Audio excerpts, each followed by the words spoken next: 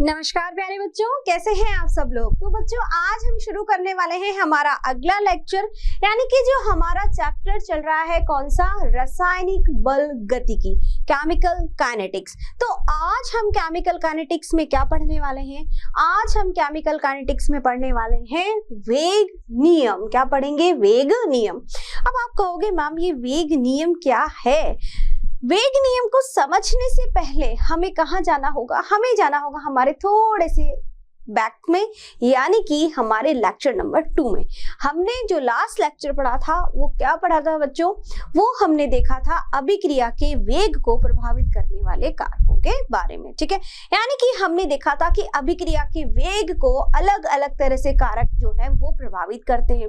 कौन कौन से देखे थे, हमने देखा था अभिकारक की जो प्रकृति है वो उत्पाद की प्रकृति है, उत्प्रेरक का प्रभाव है, ताप का प्रभाव है, प्रकाश की तीव्रता, मतलब इतने सारे फैक्टर्स हमने देखे थे जो कि इफेक्ट करते हैं किसको, रेट ऑफ रिएक्शन यानी कि अभिक्रिया के वेग को। ठीक है, लास्ट में हमने एक बहुत ही इंपॉर्टेंट चीज पढ़ी थी, क्या अगर थोड़ा सा याद हो आपको, तो हमने पढ़ा था कि अभिकारक की जो सांद्रता होती है वो अभिक्रिया के वेग को किस तरह से प्रभावित करती है, ये हमने देखा था। दैट मीन्स कि हम श्योर नहीं हो पा रहे थे कि उसमें जो चेंजेशन हो रहे हैं वो क्यों हो रहे हैं। क्या देखा था हमने देखा था कि अभिकारक की सांद्रता को बढ़ाने पर अभिक्रिया का वेग जो है वो कभी तो बढ़ रहा है, कभी घट रहा है, कभी कोई प्रभाव नहीं पड़ रहा है, कभी कभी जो है 2 या 3 जो अभिकारक हैं, लेकिन वहां पर सिर्फ कुछ ही अभिकारक जो है उनकी सांद्रता जब हम परिवर्तित कर रहे हैं तो अभिक्रिया का वेग प्रभावित होता है। अब ऐसा क्यों हो रहा है, ऐसी चीजें मतलब समझ नहीं आ रहा कि ऐसा क्यों होता है कि कहीं तो हम सांद्रता बढ़ा रहे हैं तो वेग जो है वो कम हो रहा है, कभी जो है वेग पर कोई प्रभाव ही नहीं पड़ रहा है। तो इन सब को समझने के लिए हम कहाँ जाएंगे, हम पढ़ेंगे वेग नियम को। किसको पढ़ेंगे, वेग नियम, यानी कि इसको समझने के लिए हम जानेंगे वेग नियम के बारे में। ठीक है, तो बच्चों शुरुआत करते हैं हमारे वेग नियम की। अब वेग नियम जो है वो क्या है उसके बारे में हम जानेंगे। ठीक है, चलिए सबसे पहले हम बात करते हैं कि वेग नियम की परिभाषा क्या है, यानी कि इसकी डेफिनेशन क्या है।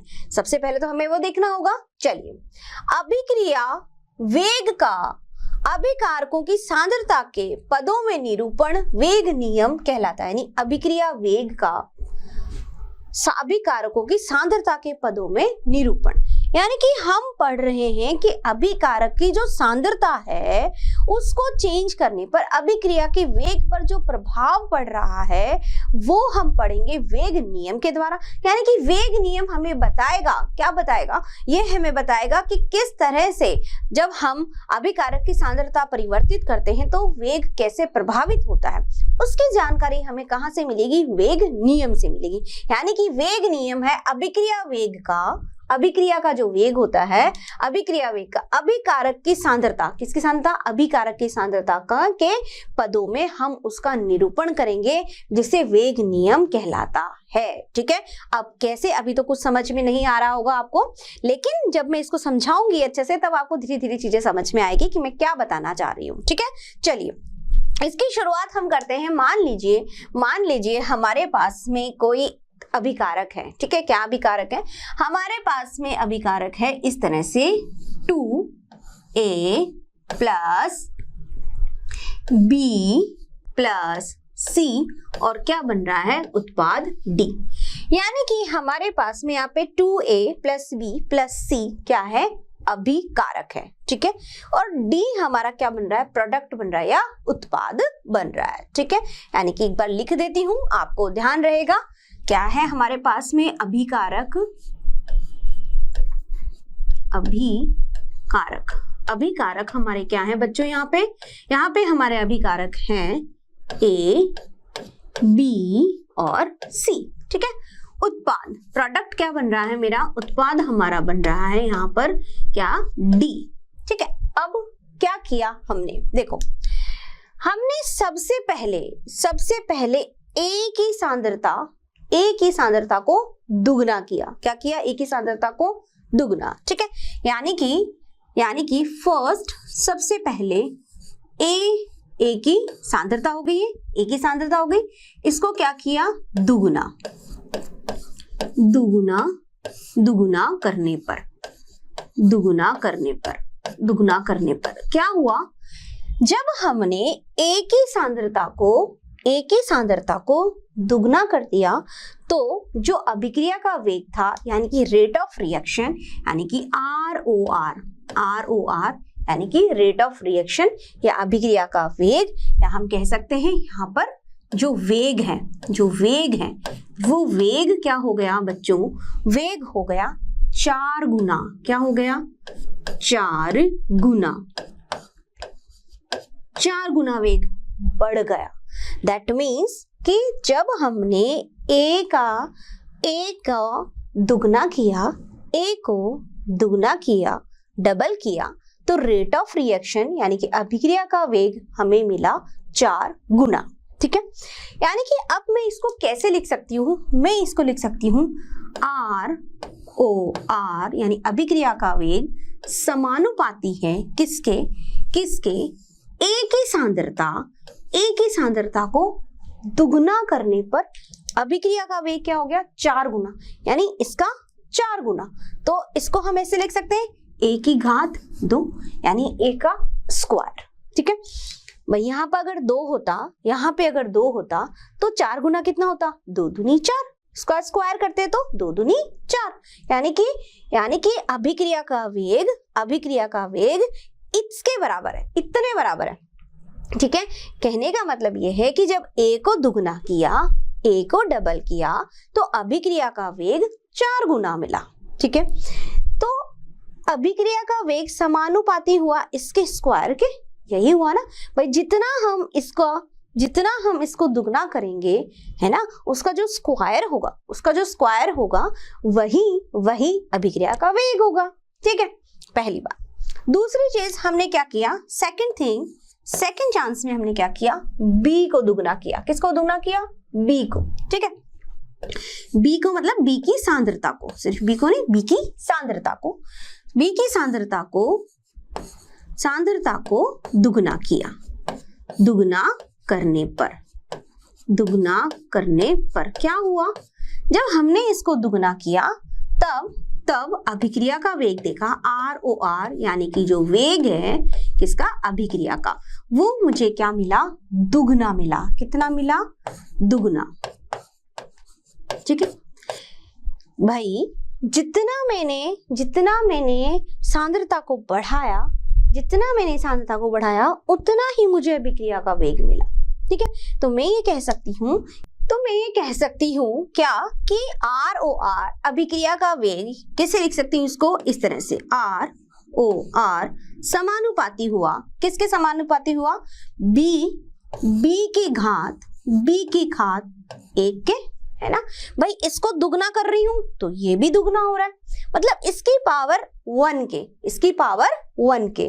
तो ROR अभिक्रिया का वेग क्या हो रहा है, दुगना। बी को दुगना करूंगी तो ये भी दुगना, बी को चौगुना करूंगी तो ये भी चौगुना, बी को तिगुना की तो ये भी तिगुना। दैट मीन्स कि इसकी घात जितनी भी होगी उसके बराबर अभिक्रिया का वेग मिल रहा है। ठीक है, जब हमने सी को दुगना किया, सी को दुगना करने पर हमने देखा कि जो अभिक्रिया का वेग था उस पर कोई प्रभाव नहीं पड़ता है, अभिक्रिया के वेग पर कोई प्रभाव नहीं। ठीक है, यहाँ हम लिख सकते हैं कि ROR सिर्फ और सिर्फ समानुपाती है यहाँ पे सी की सांद्रता जो है उसके 0 के। दैट मीन्स कि कितनी भी सांद्रता बढ़ाओ घटाओ इसको प्रभाव नहीं पड़ रहा है। तो यहाँ पर हमने तीनों अलग अलग तरह के केस देखे। फर्स्ट, जब हमने ए की सांद्रता को दुगना किया तो अभिक्रिया का वेग मिला 4 गुना। दैट मीन्स कि ROR समानुपाती है ए की घात स्क्वायर के। जब हमने बी को दुगना किया यानी कि बी की सांद्रता को दुगना किया तो अभिक्रिया का वेग मिला दुगना, यानी जितना बी को बढ़ाएंगे या बी की पावर जितनी ज्यादा होगी वही हमें अभिक्रिया का वेग या ROR मिलेगा। और सी को दुगना करने पर हमने देखा कि वेग पर कोई प्रभाव नहीं पड़ता है। क्यों? अब वो हम आगे देखेंगे, ठीक है। तो यहाँ पे ROR अभिक्रिया का वेग पर कोई प्रभाव नहीं पड़ता, इसका मतलब यह समानुपाती हुआ c की घात 0 के, ठीक है। तो हम यहाँ पे कह सकते हैं ROR पर यानी वेग पर कोई प्रभाव नहीं, ठीक है। यहाँ पे लिख दीजिए इसमें, ठीक है, वेग पर कोई प्रभाव नहीं, ठीक है, नहीं, ठीक है। तो इस तरह से यहाँ वेग प्रभावित नहीं हुआ है, ठीक है।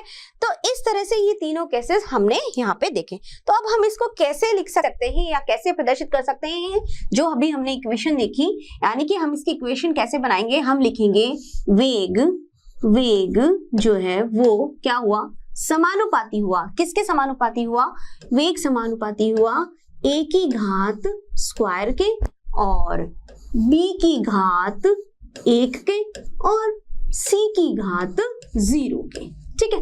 तो ये हमें एक यहाँ से एक फैक्टर मिल गया। हम कह सकते हैं कि वेग जो है वो इन सबके समानुपाती है, ठीक है।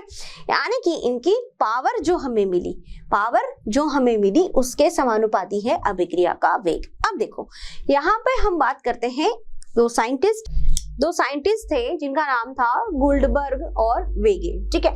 तो गुल्डबर्ग और वेगे ने क्या कहा, गुल्डबर्ग और वेगे ने ये कहा कि अभिक्रिया का जो वेग है वो अभिकारक की सांद्रता तथा उनके पावर में जो रस समितिकरण गुणांक हैं उनके समानुपाती होता है, ठीक है। तो यहाँ पर दो साइंटिस्ट हमारे थे, क्या साइंटिस्ट का नाम था, साइंटिस्ट का हमारा नाम था गुल्डबर्ग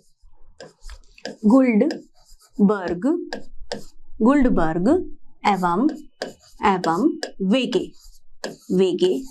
ठीक है। ये दो साइंटिस्ट थे गुल्डबर्ग एंड वेगे। तो इन्होंने यूं कहा कि अभिक्रिया का वेग, क्या कहा, यही कि अभिक्रिया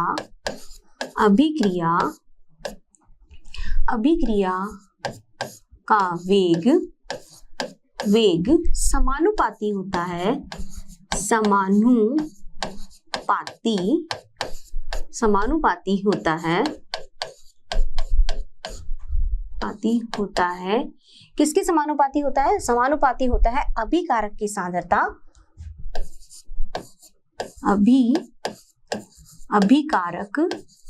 अभिकारक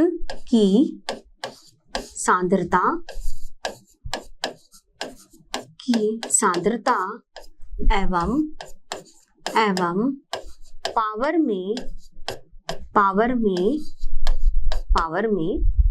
में कौन होगा, रस समितिकरण गुणांक, रस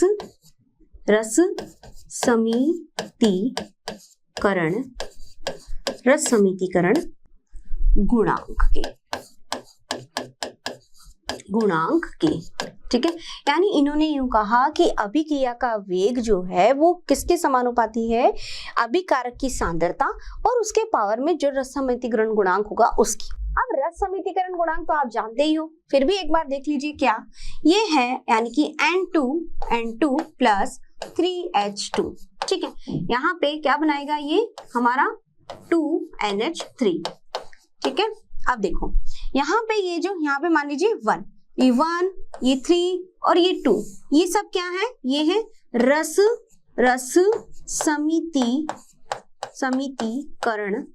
समितिकरण गुणांक। तो इसने यूं कहा कि यहाँ पर जो हम अभिक्रिया का वेग जो हम देख रहे हैं उसके लिए ये जो है समानुपाती होगा, जो हम लिख रहे हैं, ये जो पावर यहाँ पे 210, तो इसने कहा कि ये जो पावर है ये किसके समानुपाती होगी, रस समितिकरण गुणांक के। अब ऐसा है या नहीं वो सिद्ध किया गया प्रयोगों से, यानी कि इन्होंने भी प्रयोगों से देखा, प्रयोगों से ही ये सारी बातें देखी गई कि अभिक्रिया का वेग पावर में जो है इसके रस समितिकरण गुणांक के समानुपाती हो भी सकता है और नहीं भी हो सकता है। यानी कि ये फिक्स्ड नहीं है कि यहाँ पर ये जो मान आ रहे हैं ऊपर 210, ठीक है, या जो भी मान यहाँ पे होगा अभिक्रिया की सांद्रता, भाई ये तो प्रयोग से ही पता चलेगा ना, हम एक्सपेरिमेंट ही तो करेंगे कि सांद्रता को हमने कम करके देखा तो क्या हुआ, सांद्रता को हमने डबल किया तो क्या हुआ, सांद्रता को हमने हाफ किया यानी आधा किया तो क्या हुआ। तो ये सब चीजें तो हमें प्रयोग से ही पता चलेगी कि नहीं, बिना एक्सपेरिमेंट के आप कैसे बता पाओगे, नहीं बता पाओगे ना। तो इन्होंने भी बहुत सारे एक्सपेरिमेंट किए होंगे, तो इन्होंने ये जजमेंट निकाला कि भाई जो है वो अभिक्रिया का वेग है, तो जो पावर में रस समितिकरण गुणांक होगा उसके, लेकिन ऐसा नहीं है, इसके समानुपाती हो भी सकता है और नहीं भी हो सकता है। ठीक है, ये कैसे पता चलेगा, ये पता चलेगा एक्सपेरिमेंट से या प्रयोगों से। ठीक है, तो हमने जैसे अभी प्रयोग किए, हमने प्रयोग देखा, क्या देखा, हमने देखा कि ए को हमने दुगना किया है ना, उसकी सांद्रता को तो वेग मिला तो उसके 4 गुना मिला।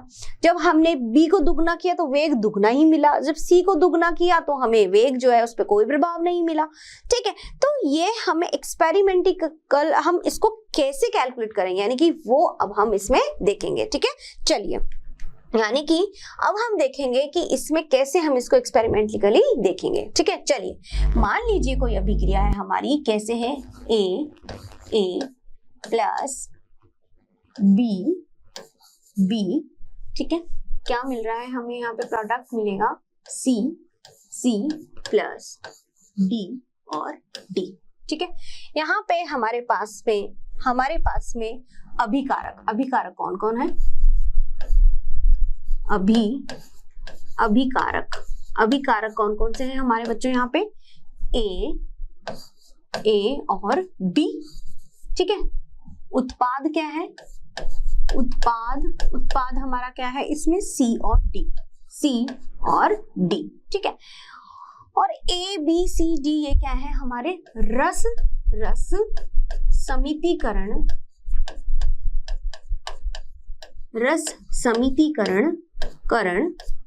गुणांक। रस समितिकरण गुणांक हमारे जो है वो क्या है बच्चों, वो है हमारे पास में ए बी सी और डी।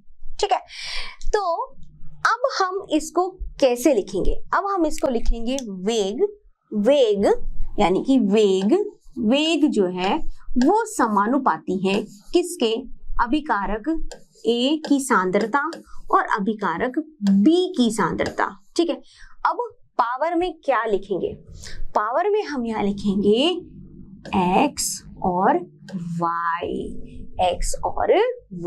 ठीक है, तो यहाँ पर जो हमने x और y लिखे हैं वो इन a b c d के जो रस समितिकरण गुणांक है उसके बराबर हो भी सकते हैं और नहीं भी हो सकते हैं। ठीक है, तो देखो यहाँ पे वेग किसके समानुपाती होगा, वेग समानुपाती हुआ a की पावर x और b की पावर y के। अब x और y का मान कैसे आएगा, x और y का मान आएगा एक्सपेरिमेंट से, प्रयोग से। ठीक है, तो हम यहाँ लिख सकते हैं देखिए, x y का मान प्रयोग से ज्ञात किया जाता है, प्रयोगों से, यानी कि एक्सपेरिमेंटली प्रयोगों से ज्ञात किया जाता है।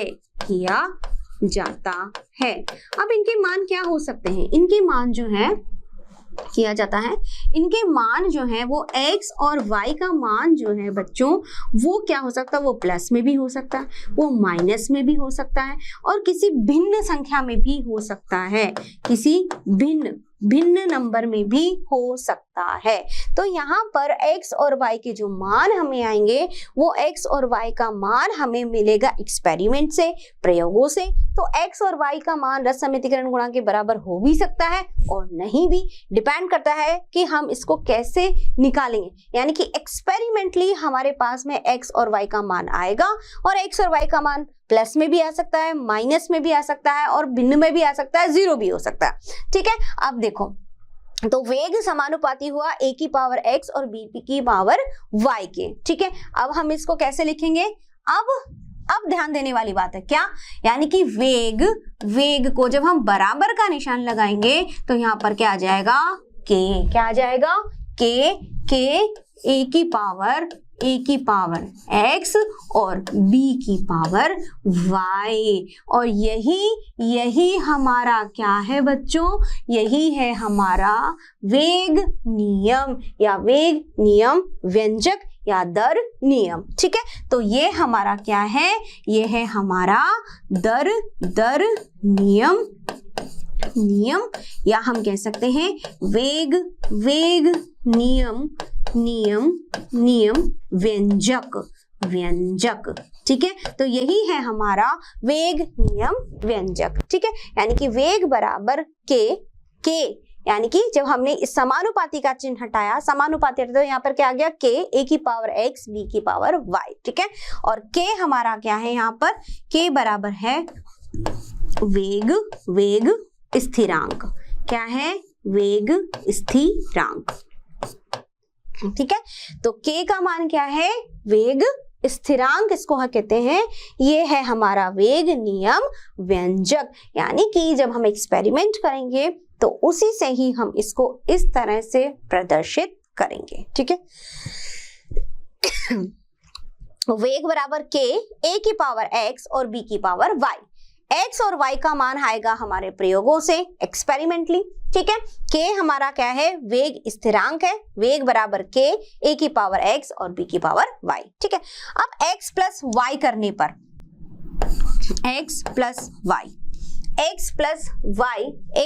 y क्या होता है। ठीक है, x प्लस y बराबर होता है n, और n क्या है, देखो यहाँ पर अगर हम बात करते हैं x की, तो x है अभिक्रिया की कोटि a के सापेक्ष, यानी कि x बराबर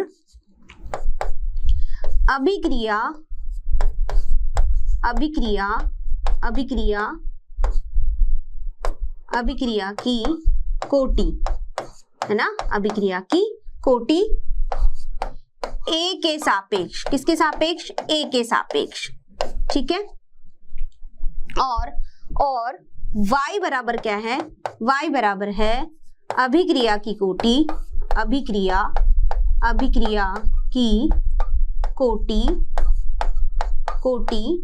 b के सापेक्ष, b के सापेक्ष। ठीक है, तो यहाँ पर x है अभिक्रिया की कोटि a के सापेक्ष और y है अभिक्रिया की कोटि b के सापेक्ष। ठीक है, और a और b क्या है, हमारे अभिकारक की a की सांद्रता और अभिकारक b की सांद्रता। देखो कोष्टक का मतलब ही क्या है, यहाँ पर सांद्रता, तो a की सांद्रता और b की सांद्रता। तो यहाँ पर x और y क्या बताते हैं, x और y बताते हैं अभिक्रिया की कोटि a के सापेक्ष और b के सापेक्ष। अब अगर इन दोनों को जोड़ दिया जाए, यानी कि इन घातांकों को आपस में ऐड कर दिया जाए, जोड़ दिया जाए, तो क्या बनेगा, x प्लस y बराबर n, और n क्या है, n है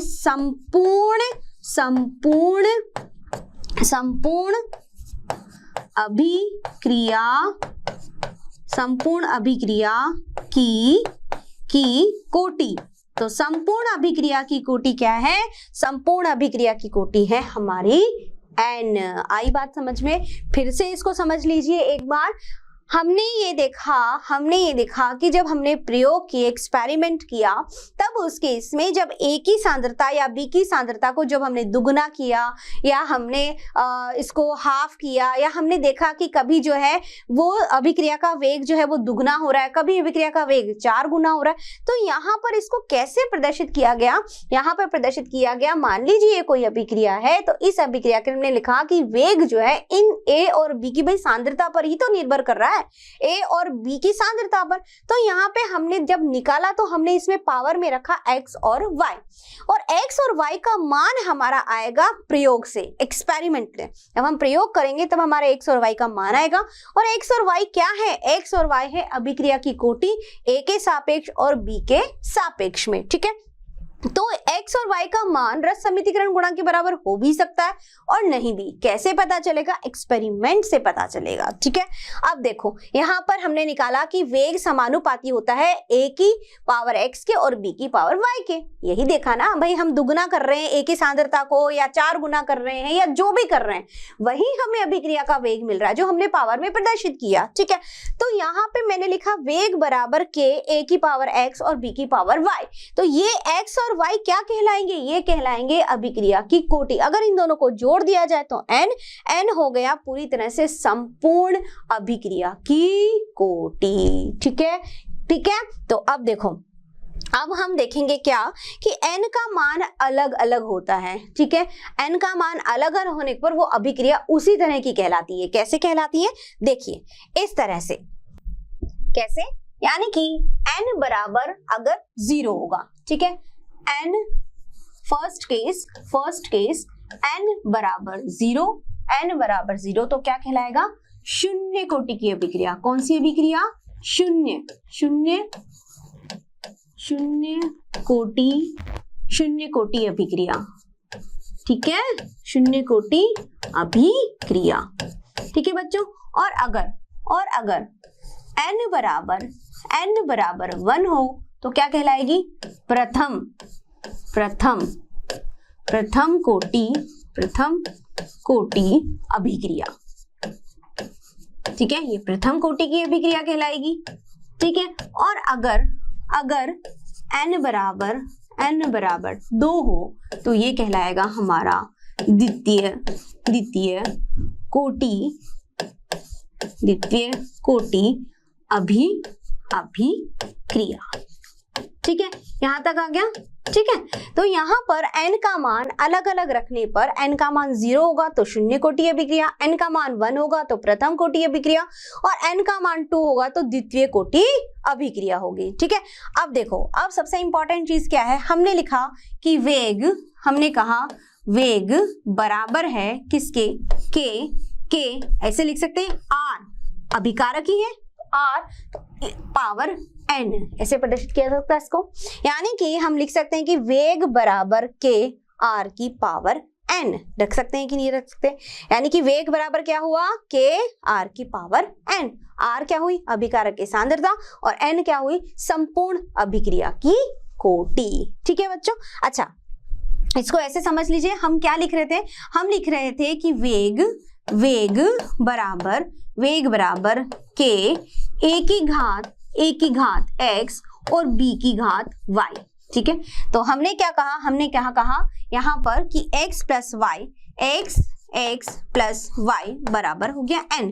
तो हमने कैसे प्रदर्शित कर दिया इसको? हमने किया वेग बराबर k r की घात n। आ गई बात समझ में? ये कैसे आया वो मैंने आपको बताया। ठीक है, तो x प्लस वाई बराबर n और r मतलब दोनों अभिकारक हो गए हैं। यहाँ पे हमने r लिख सकते हैं यहाँ पर हम। ठीक है, तो इस तरह से हम इसको प्रदर्शित कर सकते हैं। ठीक है, अब देखिए एक इंपॉर्टेंट चीज क्या कि अगर a और b को इकाई कर दिया जाए, a और b को इकाई कर दिया, सांद्रता परिवर्तन जो है वो क्या हो गया? इकाई हो गया यहाँ पे 1 यूनिट। तब उस केस में वेग यदि ठीक है, मैं यहाँ पे लिख देती हूँ, यदि a तथा b की सांद्रता इकाई कर दी जाए,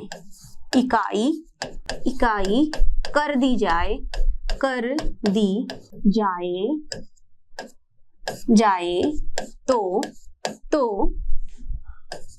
अभिक्रिया का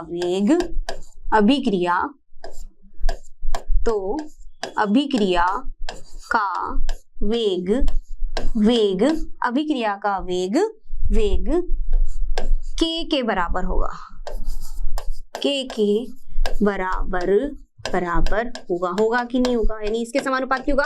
तो वेग बराबर क्या हो जाएगा? वेग बराबर हो जाएगा k। कब हो जाएगा? जब हम a और b की सांद्रता इकाई कर दी जाए, यूनिट कर दी जाए, तब उस केस में अभिक्रिया का वेग यानी अभिक्रिया का वेग किसके बराबर हो जाएगा? k के बराबर हो जाएगा, यानी कि वेग स्थिरांक के बराबर हो जाएगा। और k क्या है? k है हमारा वेग स्थिरांक। समझ रहे हो मेरी बात को, मैं क्या कह रही हूँ बच्चों? ये है हमारा वेग स्थिरांक, ठीक है। यानी कि अगर इन दोनों को यूनिट कर दिया, यानी कि इकाई कर दी जाए ए और बी की सांद्रता को, तब उस केस में जो वेग मिलेगा वो वेग किसके बराबर होगा? वो अभिक्रिया का वेग स्थिरांक है, यानी कि k के बराबर होगा, ठीक है। क्लियर? तो k बराबर वेग बराबर k r की पावर n, यानी अभिकारक की सांद्रता में जो भी परिवर्तन होगा, ठीक है बच्चों। तो ये हमारा हो गया वेग नियम, ठीक है।